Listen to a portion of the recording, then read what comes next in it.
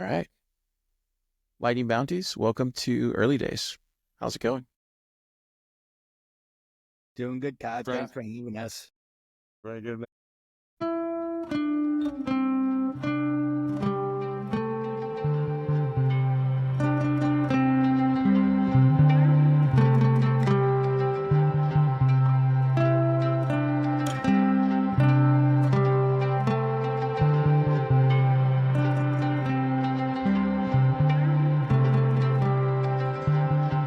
I spent my whole life chasing you.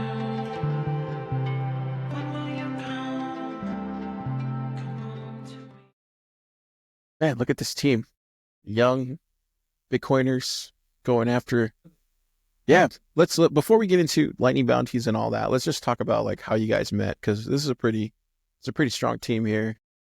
You guys are currently competing in Tom Builder season 2, and a lot of things are going for y'all. You guys are firing on all cylinders. I would say you guys are probably the strongest team in the competition this year. What is it like being number one right now? A lot of work, a lot of work. And that's kind of one thing we're trying to clamp down on this year is figuring out how much we're actually working. I think one of the hard parts of being a indie developer is trying to pace out your amount of work and seeing it through. If you don't have a boss, how are you gonna stay on top of yourself? That's something we've been dealing with for about 6 months, and I think we're starting to get a hang of it. Yeah, so let's talk about how you guys met, and then you guys can feel free to jump in. I want you guys doing more of the talking than me. So talk about how you guys met, and then talk about how Lightning Bounties was formed through that. Yeah, I can take it from my point of view. Yeah, so like began as like a non-developer, probably a pretty terrible way. I invested in a bunch of altcoins, did a bunch of degen stuff, got absolutely wrecked, specifically like Terra Luna. But instead of crying about it and stuff, I wanted to I really saw like how powerful it was, like the first time I've ever seen it where you could just transact and just do business anytime, anywhere, anybody. That's even in America, there's a lot of things we take for granted, but there's certain restrictions like that you have, there's accredited investors, like you could talk about the whole Robinhood fiasco, a lot of different things. So I really like, even in that degen stage, I really like appreciated, the technology and what it was all about. So I started doing like these freelance gigs, doing like just research on projects, going into the Discord, asking questions, then into like tokenomics analysis, just deep diving into white papers, the docs, seeing how if their token allocations were fine. But a lot of my peers, they never really knew about any of the technical stuff, which I really thought was like really important. So I got out of my basement, went out. None of my friends are in Bitcoin or crypto or anything like that. So I'm like that crazy friend. So I had to go out, start from scratch. And so the first hackathon I went to, actually, I met Enrique and Will, and they asked me to be on their team. I was way too afraid. I only knew HTML, CSS, but we hung out throughout that hackathon. This is, I believe, like 2023, over the year. And so like Will would, you know, have us meet up at his like WeWork space. And, Will's like 15 years of development over me. I was like, why is this guy hanging out with me? I got nothing to offer him. But we always stayed in touch, and we always like meshed very well. We had very similar interests in everything. And then I found out Enrique lives on a town over from me. We like the exact same type of music. So we just bonded very well. And then one random day at like 6 o'clock, 2 days before the 2024 MIT Bitcoin Hackathon, Will messages me. He's like, "Hey, let's do round two." And I'm like, "Oh no." Hackathons, Bitcoin. I don't even know how to, I don't even know what that looks like, you know? But, like I knew I wouldn't be getting these chances to, like go with these guys. So I was like, screw it. I get to hang out with Bitcoiners for a week. And then, Yeah. And then Pavel, I'll let you, how you talk about how you ended up finding us. To me, it was like completely random. It was just like a boring day. I was bored, and suddenly I just like decided to play some hackathon. And I like there's like a website where these like hackathons are posted, and like I saw the MIT hackathon, and I saw that it's about Bitcoin, and I'm like, wait, do I know anything about like Bitcoin? No. Am I ready to compete with MIT students? Not really. But I just wanted like to play. And when you join, when you're like submitting your application, you have three options. One is like you work in solo, which is like, I guess, for crazy people. The other is you already have a team. And the third option was for me, is for those who are looking for a team. So, and like when you click this, there is a list of people who are looking for a team as well. And I saw Will. So I'll just like literally send him an email like, hey, I'm like participating too. Do you want to like work on this together? Yeah. And then we had a call, like Will respond me to me. And I remember when we had the call, he introduced me to Mike and Enrique, and there was one more guy. And he said like, we're just here for fun. We don't expect to win. And how sudden was it when we actually won? It was like an incredible feeling. Like, I think like I'm not the only one who felt this. It was kind of in the air. Yeah.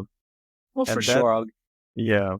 But I'll I give you a guess like, funny story between those two. Is the first time we met up at Hack, we had another member on the team. We won't drop any names. We'll go with Chatham House rules here, but it got pretty bad towards midnight. The cutoff was midnight, and just the stress of the situation caused a huge blow up in the team. And it was this whole situation that had to be dealt with. And this was a random person who joined the team to help.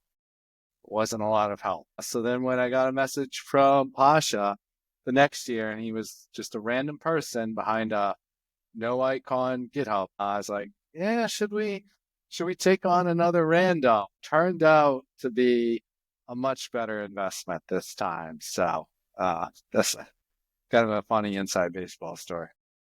Yeah. Just adding up to all the story, just remember, as Mike says, right? Like I just got this email from Will saying, Joe, we got these projects. I think he yelled, like he put the whole architecture of his idea into one email, just like right before the 2024 MIT Bitcoin, right? A hackathon. I show up there. I saw Mike. I know that it was Pasha there over there too. We didn't know each other until after.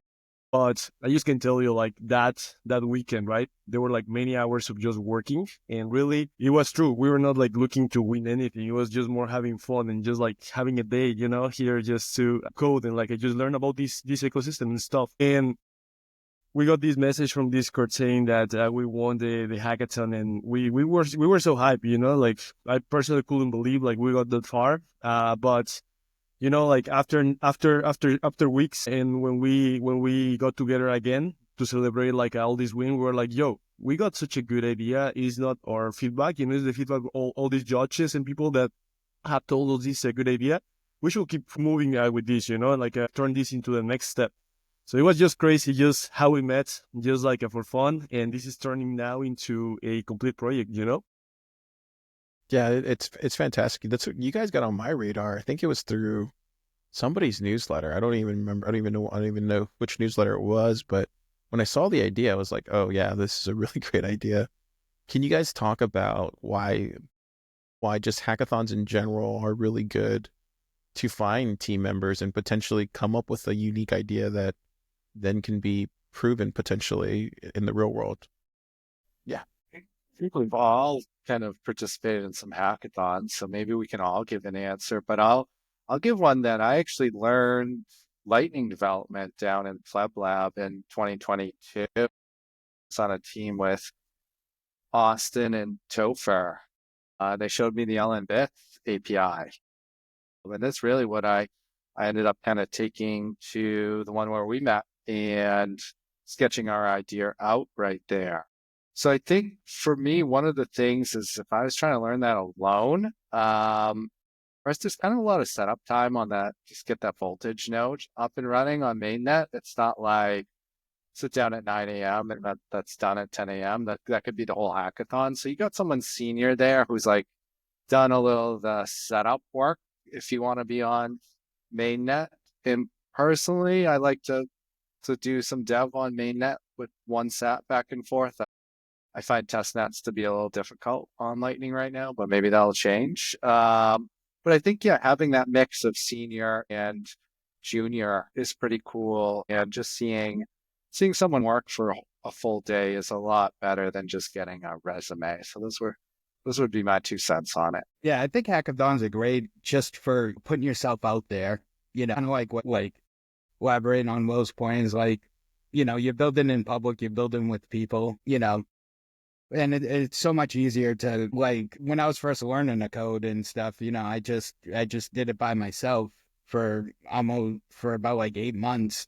And I felt like, just bashing my head against the keyboard, just constantly, getting stuck. And, just like working with just developers and, like just with people that you like working with, it really does make all the difference. And I feel as though that just working alongside people is just because when you go to hackathons and stuff, a lot of people have, they come from various different backgrounds, they have various different skills. It's a wonderful way to, to learn from those developers and, and try to, put your skills and really try to challenge yourself to build something, even if it is only for a weekend and you're up for 25, 25 hours straight, it's those things that just really, I think that just kind of makes you a lot more resilient and a lot more, and it's all on top of that, it's a lot more fun too. Yeah, I can add up to. I'm sorry. I'm gonna Go ahead. Yeah. I think it's fun too, right? Like, I always been trying to just build an idea and stuff. And, like going to a hackathon is a place where you meet with all these people that also have very good ideas or better ideas than like what you have. And that can kind of like just guide you through how to develop your ideas and how to turn your dream come true. It's just going through these spaces where a lot of people have the same idea than you, or at least want to do something. So it's just a great place to meet people. I think it's very fun. I like hackathons just for that.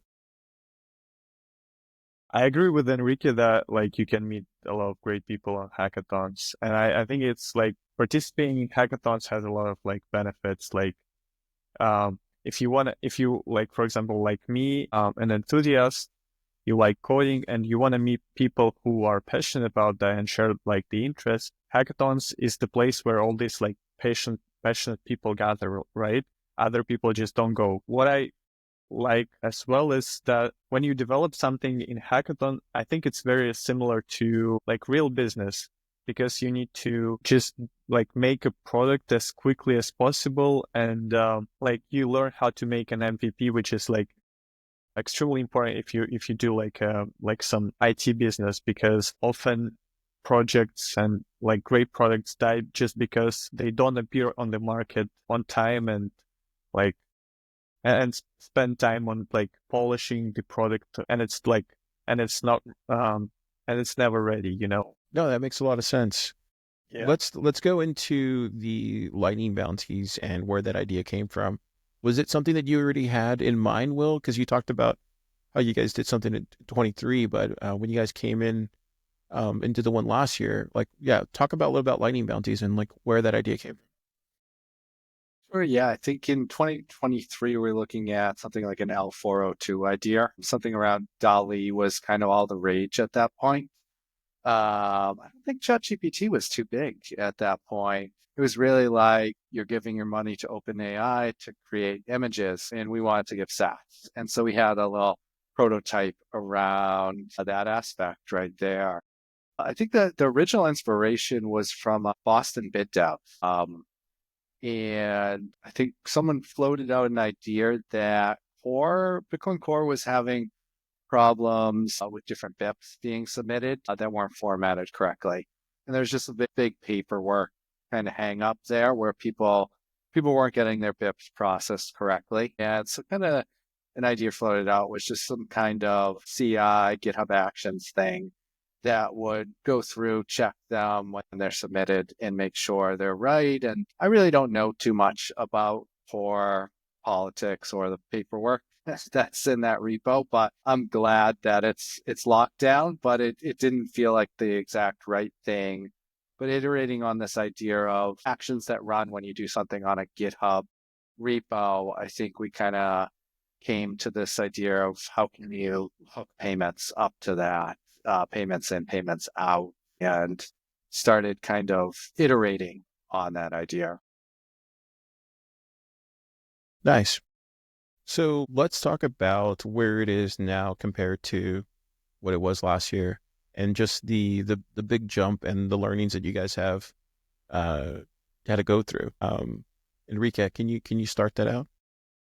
Sure. Yeah. Yeah. No, I can tell you that as soon as we start this project, when Will came with the idea, it didn't look that sexy, you know. It was pretty much a lot of command lines, a lot of infrastructure around the LM bits and how to access to it. It was more proving the case. We were using a GitHub Actions with some specific like a logic behind.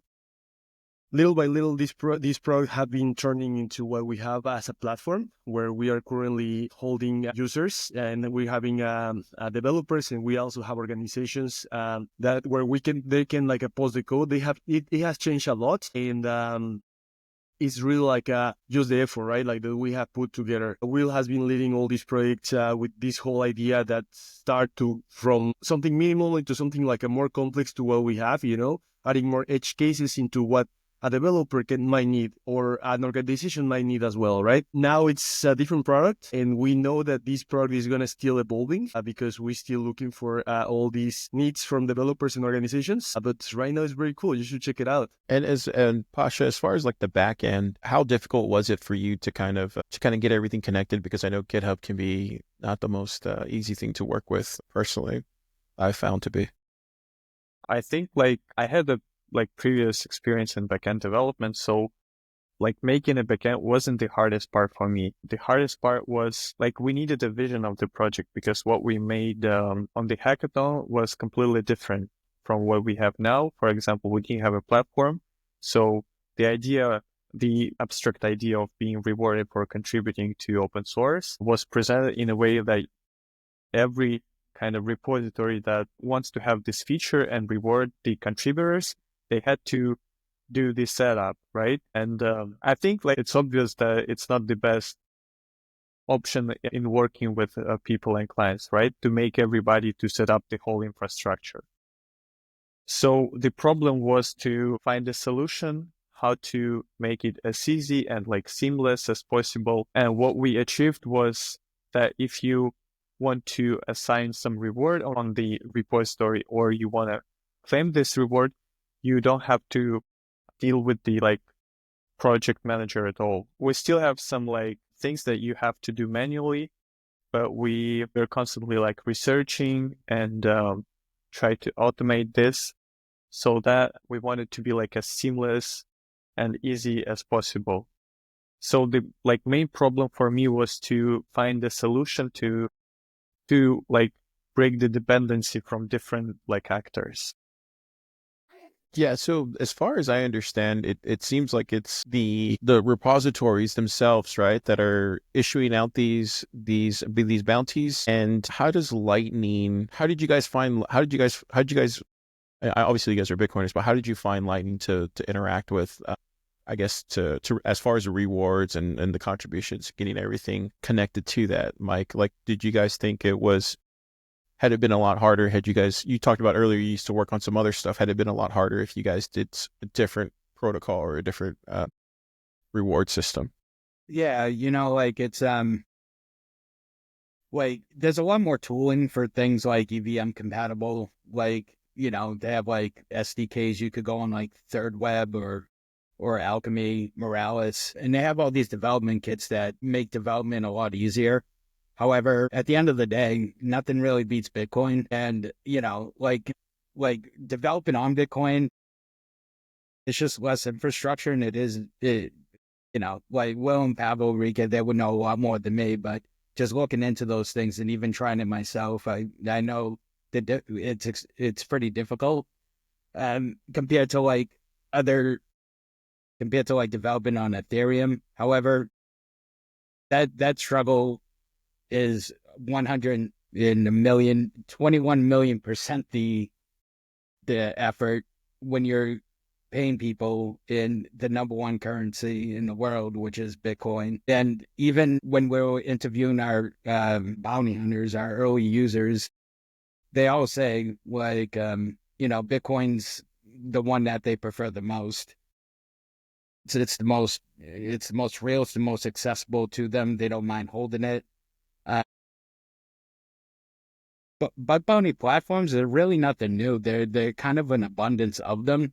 However, if I'm spending 10 hours resolving an issue, would I want some shitcoin that could lose 40% of its value by the time I get that issue and then it gets submitted? Or would I rather, learn how to develop and learn how to work with Bitcoin and actually get paid in digital gold? And, I would take the latter every single time. And I think a lot of our bounty hunters feel the same.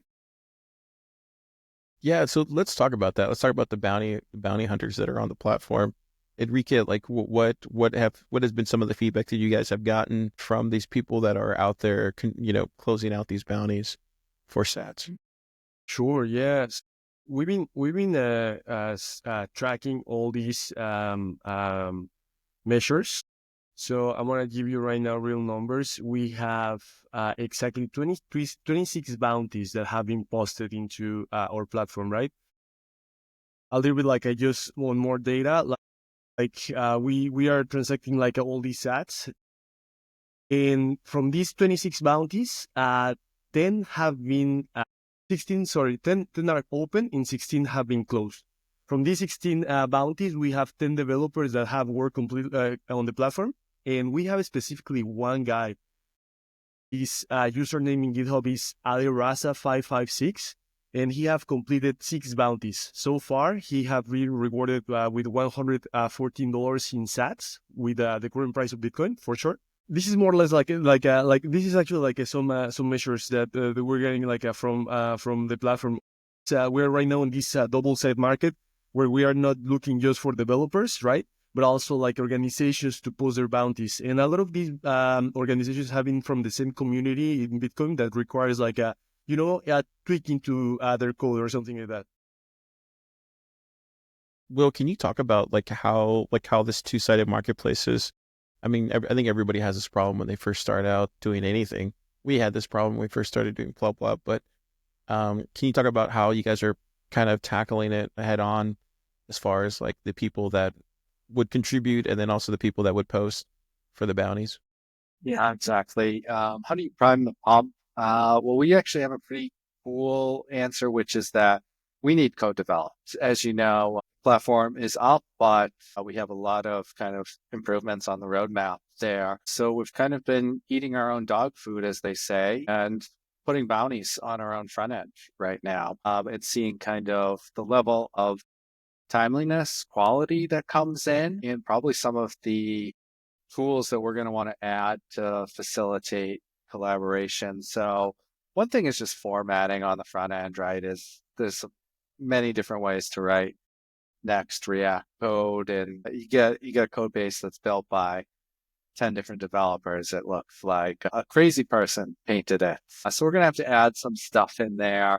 And I think figuring out another kind of maybe pushback we've had to some of more senior developers in the Bitcoin community is just that in the time I could take to write the issue fully, maybe I could solve it in there too. So kind of coming up with good practices of how to document issues well, and how to organize your issues so that you're able to kind of find your backlog and maybe put that up there. I think that's one of going to be our value props for more established companies is put that backlog up there. Obviously not your most important high priority things, because who knows if you're going to find that perfect developer who's going to solve them perfectly, but yeah, get that backlog in there, get that fixed without having to bring on new full-time staff. And I think our value prop, one of our value props really for startups, the type of ones you'd find around Pub Lab is, I know we've said this in jest down in Startup Day, but I don't like Tinder. And I'll tell you why, right?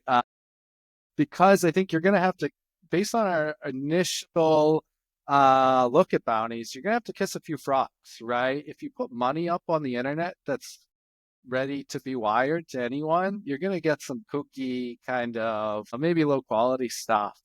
Just like on Tinder, you're going to get maybe some faces that don't match pictures. But why are you doing this? Why are you going through the trouble? It's really to meet that one, right? And I think for a startup, meeting that one is that new collaborator is really important, because I think a lot of solo or even non-technical founders are looking to match up. And that's something we've heard on Stacker News when we pitched our idea too, is that bounties aren't necessarily like the full-time working agreement. Once you found the one, you stop going on dates and you get on a relationship, so to speak, right?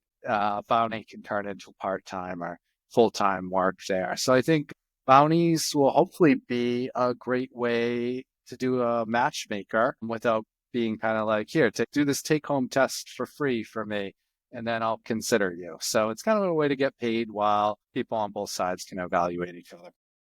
Yeah, it's such a great way to look at it. It's just, I mean, they're still in kind of the early stage anyway, so they might as well just interview everybody and see if they fit in the team. Do you guys have any other things you'd like to add, Enrique or Mike? Two-sided I think marketplace. I can add something that just adding to what Will is saying. I think something that the tool that the platform that we're developing is for a tool that is being used every day, right? GitHub is really a tool that is a leader into the software development ecosystem. And many days, right, you just push your code into GitHub without being paid. Now you can do it. Like when your push get approved, now you get some Bitcoin back. So I think it's like a something huge when you see it on a big scale and like apply it in a very good conditions, you know. And it's something that, since everybody is like, it's a tool that everybody's using and is like a very well approved by everybody, it's something that has a lot of potential. So the big thing about us is that it's very simple to use. We are literally not reinventing the wheel. It's like you just copy paste your issue from GitHub and that's it. Put some Bitcoin for somebody just to claim it. Yeah, and Pasha, like when you're looking at it from your standpoint, like would this be something that you would use if you had you not known Will and the rest of the guys? Would you have seen Lightning Bounties and then wanted to contribute as well too? I think yes, because it's kind of a little relevant to me, because like I'm a student and like computer science student, and we all struggle with like landing like an internship or a job, right? Because like the market right now is not like the best, and you truly need something to stand out, right? To be different from like thousands of other applicants when you apply to a company and you want to be a software engineer. Many companies, including the like prestigious ones, they like if you have experience with open source. They like if you do something like yourself, right?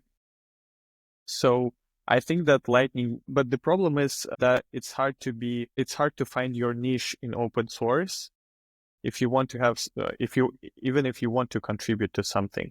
So I think that Lightning Bounties might be like kind of a way to get into open source and contribute to it, given that open source, like I find that open source market is only growing right now, and like many enterprise solutions, they depend on open source. So that's why I think that it's got to be like changed a little bit and like evolve. No, that makes a lot of sense. And just as a team, like, do you guys think about GitHub and about how, because I think doesn't Microsoft own it? Do you think do you ever get worried at a certain point where they could rug? Like, I'm sure you guys have thought about this. But what is that? But I know you said earlier, Mike, that there's a lot of other bounty stuff out there. Can you just talk about that and explain why? Yeah. So I think like the initial what we created, our initial idea, well, Pablo Enrique, correct me if I'm wrong, but it was our initial idea was going to be a GitHub Actions plugin, like so that it would just completely run on GitHub. So we would be 100% reliable, like relying on GitHub for our platform, for our extension to work. We saw that that's just not that's just like a centralization failure. That's one single like choke point that could just completely knock us out. GitHub could just find us one day and be like, "Hey, we don't want this. We don't want this extension on our marketplace," and then just take it off, and then we'd be done. So I think to circumvent that, we made our own bug bounty platform in which all you need to do is just copy and paste the GitHub issue URL. With that way, anyone could just post bounties, and they're not gonna ban every single person that just posts on a platform or anything like that.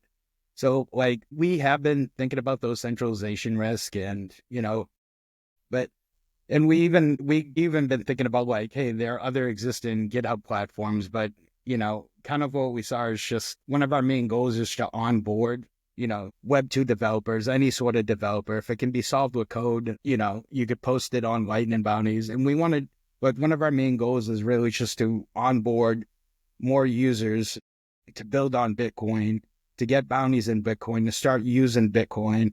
If we are the reason why, a person or a couple of people start using Bitcoin and find a use for it, then that's really powerful because it's extremely powerful. And, one of my biggest regrets is not paying attention to it for so long. I kind of just put my head in the sand because I didn't understand it.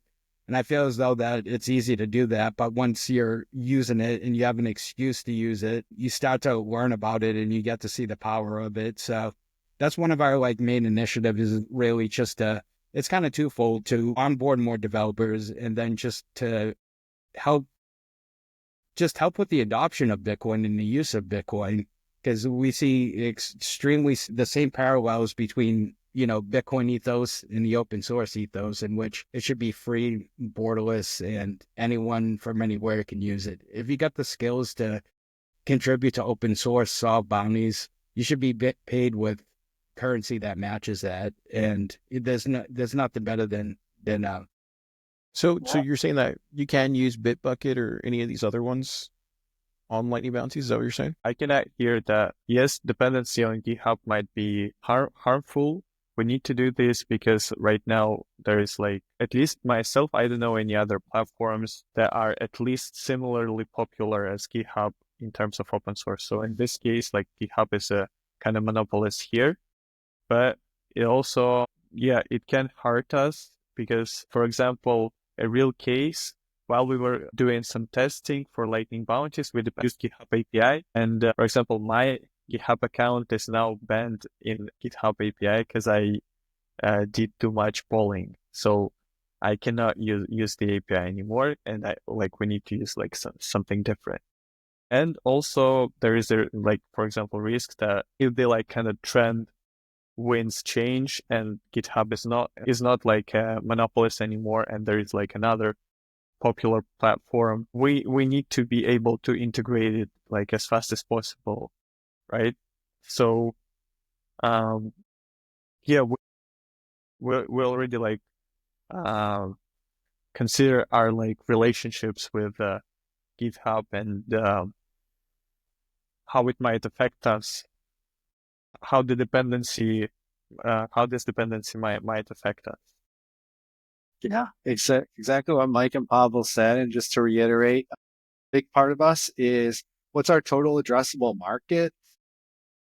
Is it GitHub developers or is it people with Lightning wallets? Well, GitHub developers are 100, 1,000x larger than people that have Lightning wallets as of January 14th, 2024. If you're watching this in the future, that may change.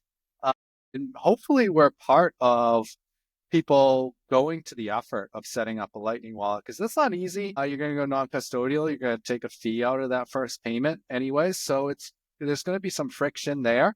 one of our first bounty hunters actually ended up getting his Lightning wallet to claim the reward. And then we looked at his profile the next week and he had a Strike tip jar up as well. So he kind of leaned into it. And so I think that's the thing is there's a lot more people right now learning to code and wanting to earn on GitHub than there are people who are ready to send or receive payments. I think our incentives on our platform are going to get people over that friction to earn their first sats. And yeah, I think we're kind of in the situation of GitHub, definitely a dependency. And I think you see something similar happening maybe with Nostr, where Nostr has apps. And eventually, if platforms don't catch up to that, they're going to be at a disadvantage of I can't earn money on my payments. I guess X has their little monetization thing, and so does YouTube. But you're definitely going to be racing against a really strong technology by blocking that out. Yeah, so let's dive into that, Will, because you kind of touched on a thing there, and let's pull on that thread a little bit. So the world is kind of centralizing to a certain extent, and that you are going to have to start being paid for some of the proof of work that you are putting into some of these different social platforms, whether it's just like or your GitHub or some of these other things. Even YouTube at a certain point is going to have to start paying out its viewers. How do you guys think through that, and what are y'all's individual thoughts on that, and kind of how we're turning into this kind of like proof of work, value for value type of just world? Yeah, I can actually start with that if you guys want. The way that I see this is like we are into this industry where two things are growing so much, and we are part of this trend with these two industries, right? All these Web3 industry, like when like all these crypto and blockchain technologies get widely adopted, we're going to be part of this same bubble, right? But we also have this other one, which is technology and software, right? Software, it's something that won't stop. It's something that is going to be like needed even more than what it is right now. And we're already on that part. And we're utilizing like this platform that is widely used for every software development, right? Now it's like this thing, right? Now you get paid for using it. It's not just using it. So that's the way that I see it. I think one other thing to add is especially with AI coming online, passing the Turing test now. Even before, I know Medium was a favorite platform of mine for a while. I check that out every day, like I do Stacker News now, Hacker News. It really kind of fell apart. Even though they had a somewhat of an incentive system of points, ultimately saw really like a lot of spam, a lot of trash. Ultimately, I haven't been there in years now. So I think this kind of paying a little bit of money to establish you're real and not a bot is definitely something that can get added on to a lot of different platforms to assure that you're reading something that's valuable, not the fail. Pasha or Mike, do you guys have any thoughts on the future of what that looks like? The Bitcoin or the web? Just in general, like what you guys are creating, there's this, two-sided marketplace, and you have to kind of have to pay for things in order for people to not only use them, but I feel like the world has taken advantage of viewers for so long, whether they're throwing ads in their face and they're not getting paid for it, or whether they're taking their data and they're not getting paid for it. That's coming to an end. Do you guys have any thoughts on any of that stuff? Yeah. Like, I think it's nature, like for different things, like it's just like an abstract idea. It's natural for like different things, like politics, charge, and like control. Like everything is like being the first time it's being like monopolized and centralized, and then it turns into like some more centralized image of like being. So I think the same is happening with the web, and right now we're on a kind of centralized control of data is going towards like decentralized. And I think that like that's why I think that Web3 is kind of like natural, like happening naturally, not like artificial. Yeah, building on to like what Pavel's point is, well, maybe not Pavel, but I think we're all born in the 90s, like right around that time. And one of the things that like really, really fascinates me is just growing up and then just having to watch whatever the TV box says, that was your news. Whatever the newspaper said, that was it. At least when I was growing up, like, the internet was way too slow. You couldn't use your, phone if you were on the internet. It just wasn't really practical to use it for much for growing up. But as technology advanced, like as it kept on getting better and better, a lot of those centralized controls start to lose their grip. And, that's why, not a lot of people have cable TV anymore. Instead, they have streaming services or they'll watch YouTube and stuff. And yeah, like all these subscription services like Netflix, Hulu, YouTube TV, they'll still give you ads and you'll still have to pay. But people will always find a solution to circumvent those centralized controls. I think that's especially the case, especially with open source community and the open source builders, because open source always ends up winning. And it's the most important movement that we still have at the moment, if you think about it. The way I like to compare it to is like medical journals and scientific journals that are hid behind paywalls and in academic, databases where a lot of the public won't be able to access it, but open source code is available for anyone to fork, edit, build upon it as they like. And I think that will only continue with open source. And I think like Bitcoin, Nostr, all these decentralized technologies, even AI is all going to, kind of work together to, help supercharge open source development. Because it ends up advancing way faster than behind closed doors where only a company or a couple of them could be able to see it, rather that, when you have the whole world that can contribute, build on it. And I think that's kind of, I guess that's why I always believe decentralization and all that will always prevail, well, at least in the technology sector. Yeah. Is there any kind of like AI development tools that you guys all use or find yourself using more and more these days that you probably didn't use like a year ago or 2 years ago? ChatGPT, of course. I remember Yeah. during the hackathon, I was a big Anthropic guy. On at 3.5 seemed to be really good for what we were writing at the time, which was GitHub Actions. Currently 0.1 guy. But one of things that we might take up this week is really AIFI in the IDE itself.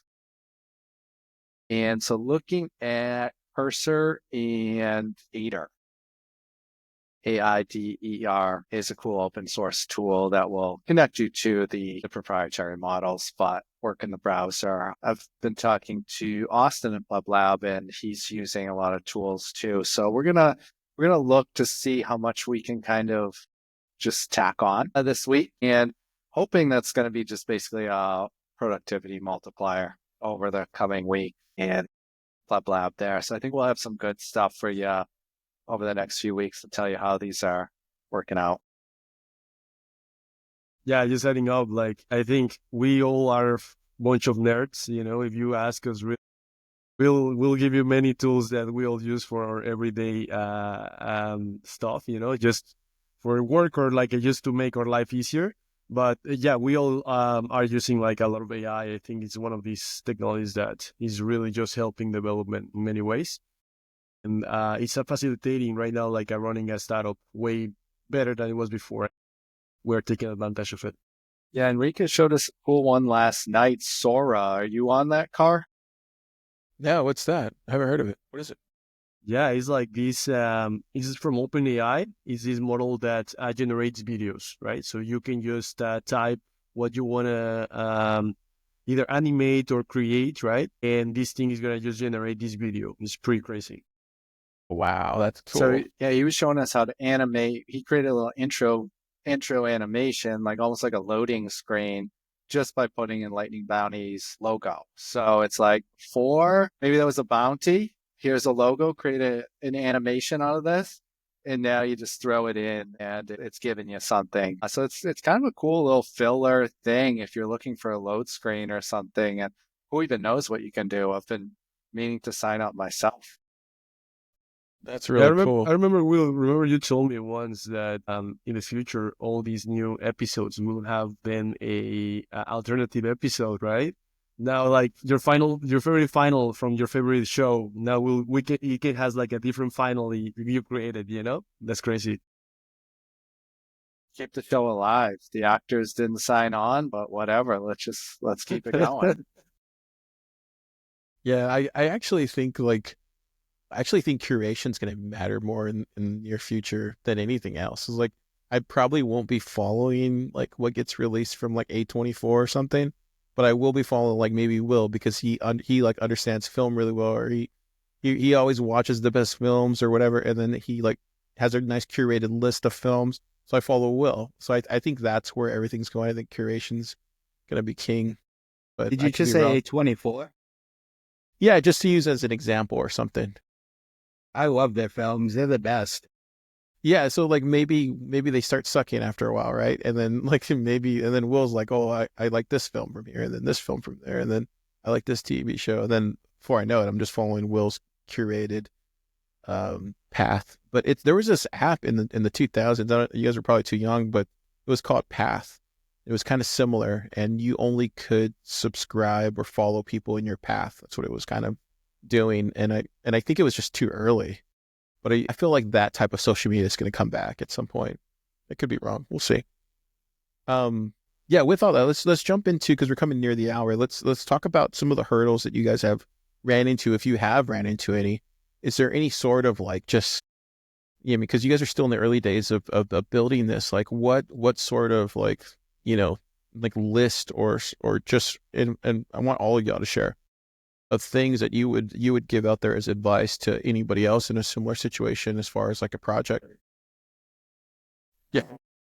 I'll give you two off the bat. One is difficulty of doing a dev sprint and running ops at the same time. And so if you take the example of Stacker News, right? Like Keon's like building up the site and developing it, but he's also posting on it, replying to it, and just handling like bugs as they come up. So it's kind of trying to wear two hats at once. And I'm the world's worst multitasker. I love to go deep, but then it's hard to go deep in really two different sides of your brain at once during the day. So that's been a struggle, and we're going to try to use better time management to get both going. And the other is just release velocity too. I think, anytime you do something for the first few times, like send out a new release, you're going to do it the most inefficient way. And as you see those pitfalls, you're going to get that up. So right now we've kind of spent 2-3 weeks on a release, and like to keep cutting that down in half and just cut those iteration cycles as we learn more from our users to quickly deploy what we can build based on feedback. Yeah. Mike, do you want to go? Do you have anything you would like to share? I guess like I always do a startup. At least it's my first time, Like a lot of the times you're doing things for the first time. So I guess for advice is just like kind of just to keep learning and, keep up with just keep hacking away at things. One day you might be doing pitch decks, the next day you might be, on a call with like the developer or a collaborator. Next week you're doing research on LLC tax information in Wyoming. It's always going to be something different, but at the same time, you'll learn more than anything. You learn so much just being part of a startup. And a lot of these skills I feel as though that they're extremely valuable and they'll transfer over anywhere that you work, especially with the resilience and the relentlessness that you get from there. So I guess like that's kind of like also just like the pain point is just every day it's something new, but it's it's a lot of fun at the same time. It's never a dull day, and like it's when you're building something that you love with people you like to work with, and you're building on Bitcoin, and you get to be in awesome programs like Top Builder Competition and Startup Day and all that stuff. That it's it's quite special. So I would say to like people that are just like starting off and maybe they have imposter syndrome is just to keep going and trust your gut, and just even if you have those bad days, tomorrow's going to be a better day. You just got to keep going. Nice. Enrique? Yeah, so something that I feel I will give as an advice somebody that has a startup like us. I mean, something that is really a quality from Lightning Bounties is having a good team. I think it's something important having like, like all these guys, they're also friends. And now I can just like get a beer with them and just talk about this technology and like stuff. This makes things easier because, for example, for us, we're entering into a field that is very unknown, not just for us, right? But for everybody. So we're discovering many things, and having this such a strong team help like to have different arms, different views from like where we can go, what we use. I don't know, like everybody's doing something different, right? And I think that's very important, and that's really what keep us moving smoothly. So a good team is an advice I will give. Basha? Yeah, I agree with Enrique that people matter more than the actual skills. It's very important to kind of organize the how your team interacts with each other. It's very important to meet people who will work with you together, right? And if you want to find these people and you're making something digital, right? Maybe uh it would be good to go to a hackathon. Nice. Yeah, I mean, I feel like you guys have a really good team. I'm biased though, but you guys have like a really Thanks. stellar team. Thank You you. guys killed it at Startup Day. You won last year's hackathon at MIT. You're on a roll. I mean, pat yourselves on the back.